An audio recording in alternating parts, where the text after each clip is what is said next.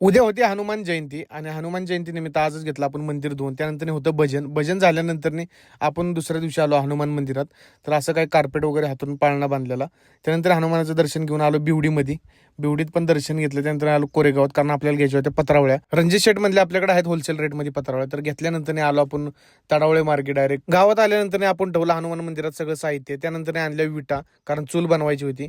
त्यानंतर चूल बनवून झाल्यानंतर वरती आलो आपण भांडी आणायला. भांडी भरपूर घेतली तर, आणि त्यानंतर काढली एक सेल्फी व्हिडिओ आणि वरती आलो चावी फिरवायला, पाणी सोडायला. पाणी सोडल्यानंतर लाकडं घेऊन आलो आपण हनुमान मंदिरात, कारण चुलीवर जेवण करायचं होतं आपल्याला. तर चूल पेटवली, टोपाला बुड वगैरे लावला मातीचा, जेणेकरून टोप काळा होऊ नये.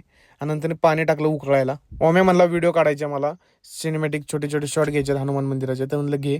त्यानंतर काढले असे व्हिडिओ. पाणी भरायचं चालू होतं, तर प्रत्येक छोटे छोटे व्हिडिओ काढत होता तो.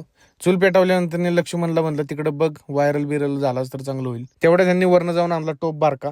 त्यानंतर आचार्य म्हणले प्रत्येकाच्या घरी थोडी थोडी डाळ न्या आणि शिजवायला टाका, जेणेकरून लवकरात लवकर डाळ शिजेल आणि चांगली. आणि त्यानंतर टाकला तांदूळ सोन्यानं. तेवढंच झालेलं पावसाचं वातावरण, पण पाऊस काय थोडासा पडला शेवटी. त्यानंतर टाकला खडा मसाला भातात. मग काय घरी आलो डाळ न्यायला, तर तेवढंच झाला पाऊस चालू. तर त्यानंतर आणली डाळ लवकरात लवकर. डाळ टाकल्यानंतर टाकलं आपण तेल टाकल्यानंतर कढीपत्ता आणि टाकला मसाला. तडका देऊन झाल्यानंतर जरा घेतला आपण हलवून, हळद वगैरे टाकून. त्यानंतर मिक्स केला आपण गुट्यामध्ये.